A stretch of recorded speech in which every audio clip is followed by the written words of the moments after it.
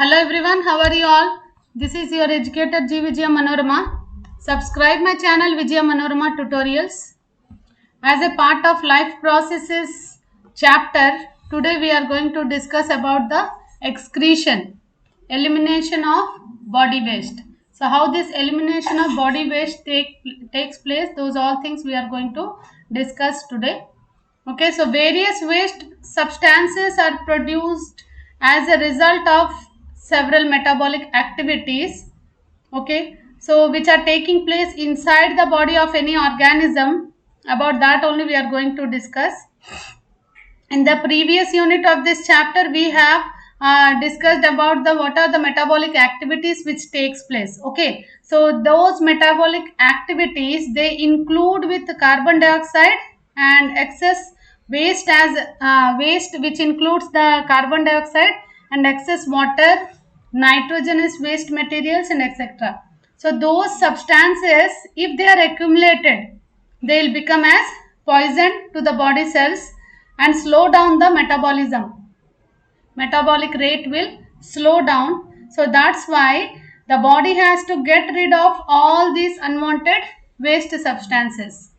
Okay, so that process which removes the waste products which are produced during the metabolic activities is called as excretion.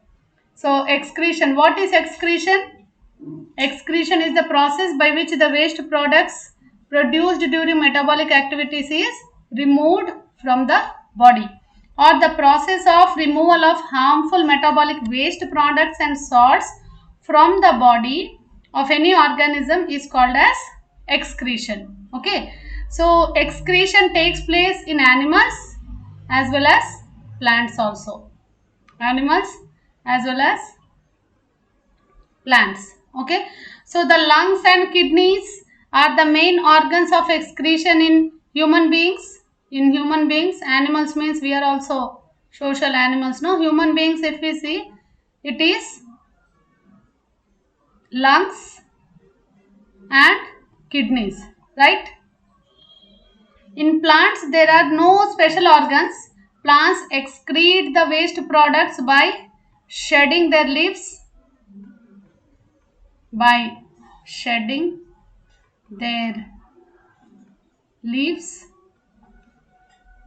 and bark. Okay, in the form of bark. So how this excretion in unicellular organism takes place? The waste products are removed from the cells into the surroundings by diffusion process. By diffusion process, the unicellular organisms, they remove the waste. In the multicellular organisms, the waste products are removed through specialized organs. If you see the human beings, we have lungs and kidneys which are responsible for the removal of waste from the body. Okay, so excretion takes place in all the organisms. So in the plants, if you see how this excretion takes place, the different waste products they are released by the plants are carbon dioxide during respiration and oxygen during photosynthesis. Okay, excess water, resins, gums, and some other waste products also which are stored in cellular vacuoles. Those are only waste. So this carbon dioxide and oxygen, these two are utilized during the photosynthesis, and respiration. Okay, so excess water escapes through transpiration. Through transpiration, the excess water will remove. Okay, so in the old xylem, resins and gums are stored and released when the bark falls off. When this bark falls off, this excess resins and gums which are stored, that will release. Okay, so plants like a rubber tree and fig, they excrete the latex, sticky water soluble waste which is called as gum, which is found in the gum trees, that is also waste. Quinine and morphine are the medicines which are derived from the alkaloids stored in the cinchona bark and poppy flowers. Okay, these are also the waste products only. So tannins, essential oils, gums, resins, they are also produced during the catabolic processes. So this tannin is present in tea leaves, tea, okay, amla and supari, betel nuts, these all also the waste products only. The many organic products which are stored in heartwood formed by old and dead xylem tissues. In the trees, that xylem tissues will form this. The oxygen and carbon dioxide and water, these are used as the raw materials for other cellular processes. So this is how in the plants it takes place. So now the next topic is how this unicellular organisms in the small animals it takes place. Excretion in animals. Okay, so amoeba, first one is amoeba. If you see, amoeba waste is removed by simple diffusion process. So there is no excretory organ in the amoeba, which is an unicellular organism. So but this function is performed with the help of contractile vacuole. Excess water that reaches the body is also expelled through the contractile vacuole. This contractile vacuole acts as a organ for excretion. Organ for excretion. Organ for excretion it is. Okay, it is due to, with the help of simple diffusion process. The waste will be removed. Next one is in protozoans, sponges, coelentrates, the waste materials that also simply diffuse out of the body. Okay, and here the earthworms, they have nephridia. Nephridia is the part. Here the nephridia is the part in the earthworms which is present, which perform the function of excretion. Okay, insects have Malphizian tubule. Insects have Malphizian tubules for excretion. And in the fishes, if we see, major excretory material in the fish is ammonia, which is directly excreted in the water through the kidneys. Okay, so this fishes passes through gills and kidneys. The waste product is ammonia, which is released in the water. That's why they are called as ammonotelic organisms. Okay, so these insects, reptiles, birds, they release the nitrogenous waste that contains the uric acid. That's why they are called as uricotelic organisms. Humans and mammals which live on land, okay, so they have the major source, urea as major source of nitrogenous waste. That's why human beings are called as ureotelic organism. Okay, so here in the frogs, if you see, kidneys are the organs of excretion in the frogs too. In tadpoles which are fully aquatic, ammonia is the excretory material. But when tadpole metamorphose into frog, instead of ammonia, urea is eliminated as the excretory material. Okay, uric acid is the excretory material in the birds and reptiles. That's why nitrogenous waste which it releases, that contains uric acid more. That's why they are called as uricotelic organisms. Okay, frog and all which releases the ammonia as waste. Okay, that's why they are called as ammonotelic, but it is instead of ammonia, urea is eliminated as the excretory product. That's why it is called as ureotelic organism. When it is releasing ammonia, it is called as ammonotelic organism, right? So insects are uricotelic. Insects are which type of organisms? Uricotelic organism. This is very, very important for the children, those who are preparing for NEET. Okay. So now excretion in plants already we have discussed. Compared to animals, plants do not have well developed excretory system to throw out. For the notes purpose, I have taken this slide. So you just take the screenshot and prepare the notes. आप pause करके notes भी लिख सकते हो. Okay. So once I am going to go through this. So compared to animals, plants do not have well developed excretory system to throw out the nitrogenous waste material. This is because of the differences in their physiology. Therefore, plants use different organs for excretion. Okay, so the gaseous waste material produced during respiration and photosynthesis, they diffuse out through stomata in the leaves and through lenticels in the other part of the plants. Okay, so excess water evaporates mostly from stomata and also from the outer surface of the stem, fruits, etc. throughout the day. So this process of getting rid of excess water is called as transpiration. So waste products may be stored in the leaves that fall off. Other waste materials that are exuded by some resins, saps, latex, etc. are forced from the interior of the plant and by absorptive forces of plant cells. So plants also excrete some waste substances into the soil around them. Okay. Not only this, quinine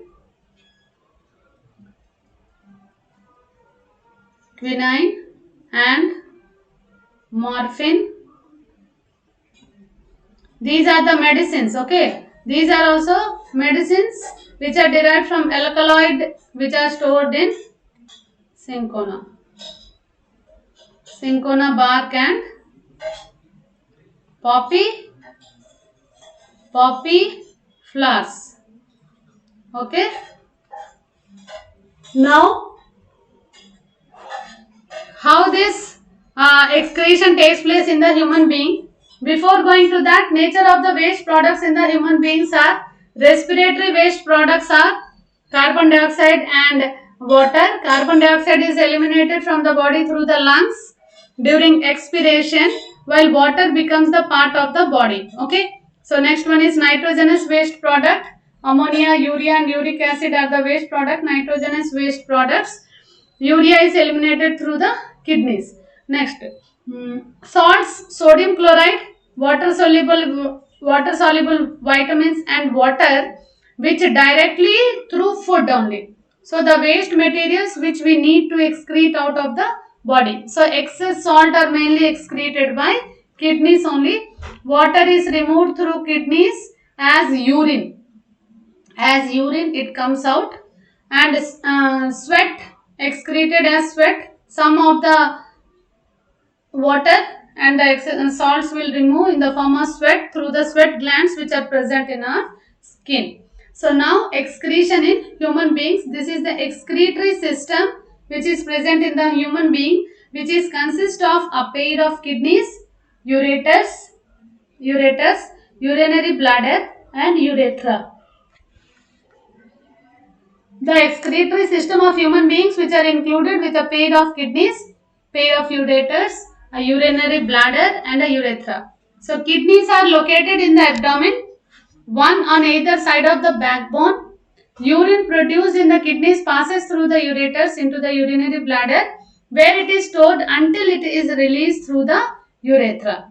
Okay, so right side kidney is positioned slightly lower than the left side kidney. Okay, so as the right side of the abdominal cavity is occupied by the liver, that's why the position is little low.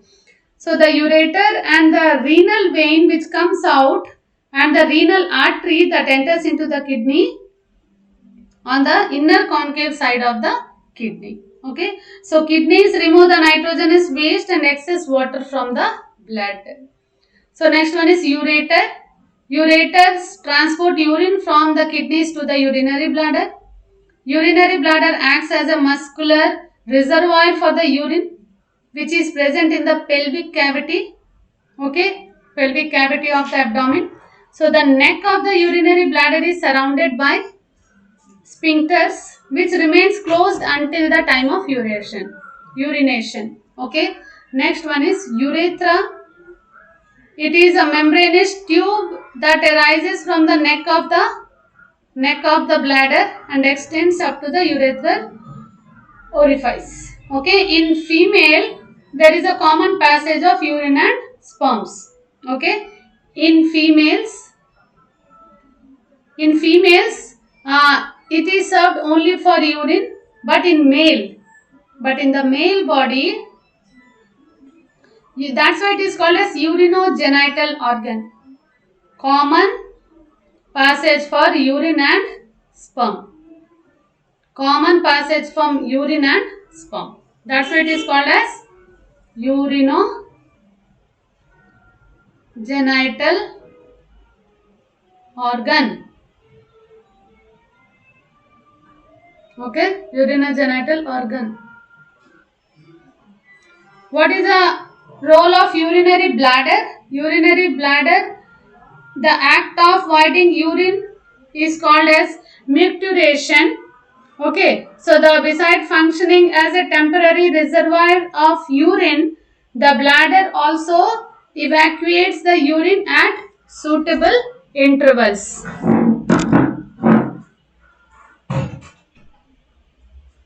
Okay, so male body has the same part which is used to produce urine and sperm. Okay, which releases both. So our excretory system is consist of, this is complete notes, you can just go through, screenshot you can take or just pause it and you can copy the notes. Okay, our excretory system is consist of kidneys, blood vessels which join them, ureters, urinary bladder and urethra which help to produce and excrete urine. Two bean-shaped kidneys are present, lie in the abdominal cavity on the either side of the vertebral column, that is reddish brown in color, which is about 10 centimeters long and 150 grams of weight. Although they weigh less, they receive a lot of blood for filtration. Okay, only the thing you need to remember, the right side of the kidney is positioned slightly lower than the left kidney due to the liver which is occupied in the abdominal cavity. So here is the internal structure of the kidney. If we see, each kidney is enclosed with a thin fibrous covering called a capsule. A renal artery which brings blood into the kidney along with the nitrogenous waste material. After the filtration in the kidney, the purified blood leaves the kidney through the renal vein. So two distinct regions that can seen in the section of the kidney. If you see, the outer dark granular cortex and inner lighter medulla. Okay, so if you see that cross section, you can see this. Okay, cortex and medulla. So the hollow space from where the hollow space from where the ureter leaves the kidney is called as pelvis. Each kidney is made up of numerous coiled excretory tubules which are known as nephrons. Okay, and collecting ducts which are associated with the tiny blood vessels, and nephron is the structural unit of the kidney which are having three functions: filtration, absorption and secretion, which is very important question of 3 marks for board. Okay, so each nephron which is consist of Malpighian capsule and a nephric tubule which is also called as renal tubule, which is the secretory part of uriniferous tubule and a collecting tubule. Okay, a cluster of thin-walled blood capillaries which remains associated with the cup-shaped end of the nephron tubule. These capillaries bring blood from the body to the nephron for filtration. The network of capillaries, they spread over the nephron tubules also. These capillaries finally carries the purified blood to the body. Okay, so this Malpighian capsule which is also called as renal corpuscle. Okay, so this is the part of nephron only. Okay, nephron which is consist of Malpighian capsule and a renal tubule. Malpighian capsule, if we see, which has a Bowman capsule and a glomerulus. Here it is the Bowman capsule and glomerulus. This is the Bowman capsule. This part is called as Bowman capsule, and here these are the glomerulus. Bowman capsule, it is situated on the proximal part of the nephron. It is a double-walled cup-shaped structure. Outer concavity of the Bowman capsule which is filled with a knot-like bundles of blood capillaries which are called as glomerulus. They are attached to one end of the glomerulus. Artery is attached to it. Here, branch of renal artery here you can see. So this artery brings blood which contains the waste products like urea into the glomerulus. So the other end of the glomerule is a blood capillary that comes out of the Bowman capsule which surrounds with a nephric tubule. Okay, which is surrounding with the nephric tubule and joins joins with the renal vein to discharge the urea free clean blood into it. Urea free because filtration which it takes place here, no. So the blood capillaries which are present in these glomerules here, they are formed by the branching of the blood which carries towards and efferent arterioles of renal artery. Okay, so this is the branch of the renal artery. So like a cluster it is, big cluster it is. So this is about nephron.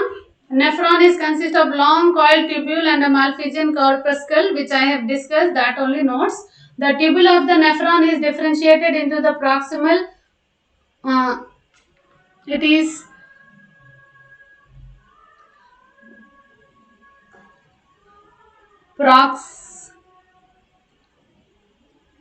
here convoluted, it is given, no? It is concavity. Okay,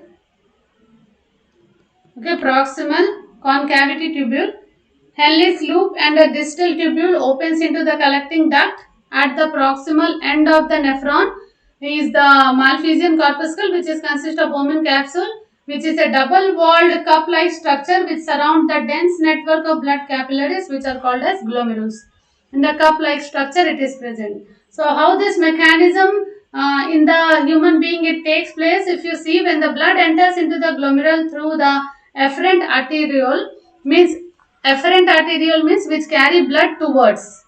Okay, this efferent is carry blood towards. Okay, a part of the water and some dissolved constituent of the blood of low molecular weight into nitrogenous waste, glucose and mineral salts filter out through the capillary walls into the surrounding Bowman capsule by a process referred to as glomerular filtration. So the filtered fluid or glomerular filtrate resembles the blood plasma in its chemical composition except for the absence of large molecules. And here efferent arterioles also of renal artery which is present, where the blood carries towards. Okay, so both blood carries away. Okay, efferent, A is towards, E is away. Okay,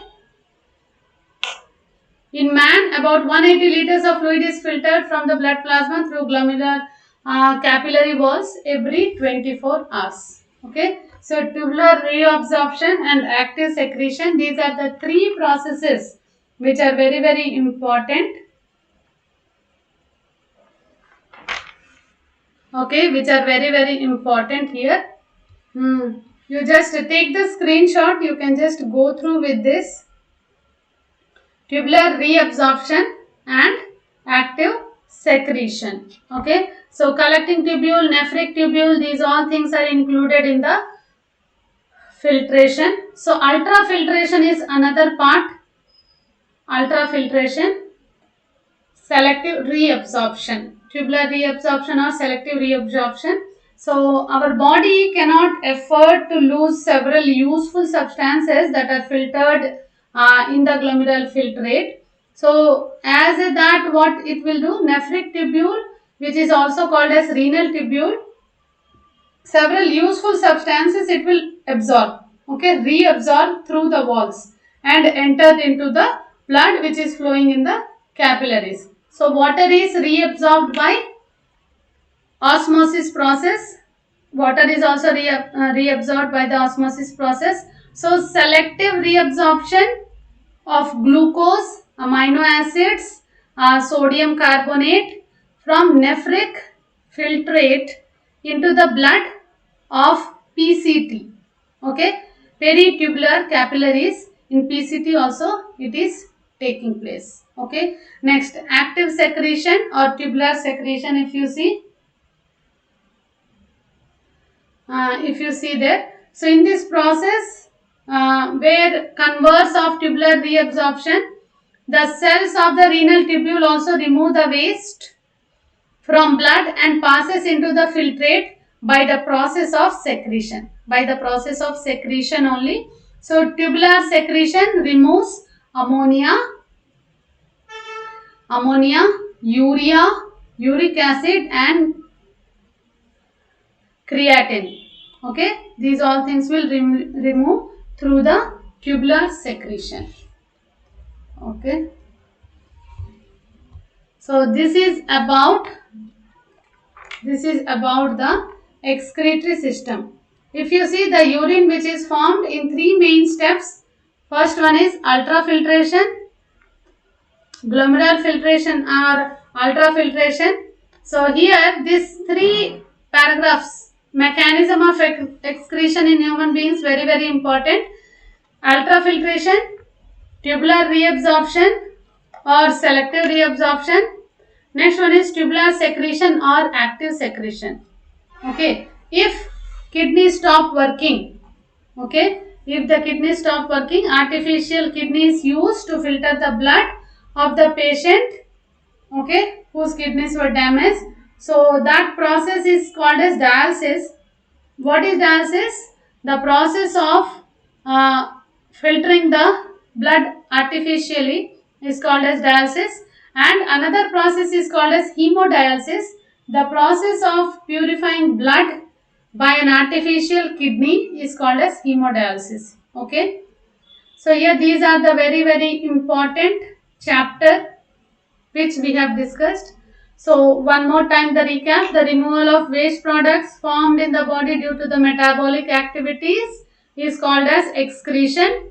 Different animals have different organs for excretion, like plasma membrane or contractile vacuole, nephridia, Malpighian tubules and kidneys. Kidneys for human beings, multicellular organisms, nephridia for earthworms, Malpighian tubules for reptiles and insects mainly, contractile vacuole for unicellular, amoeba. Okay, so kidneys in human beings lie towards the back of our body, slightly higher above the waist.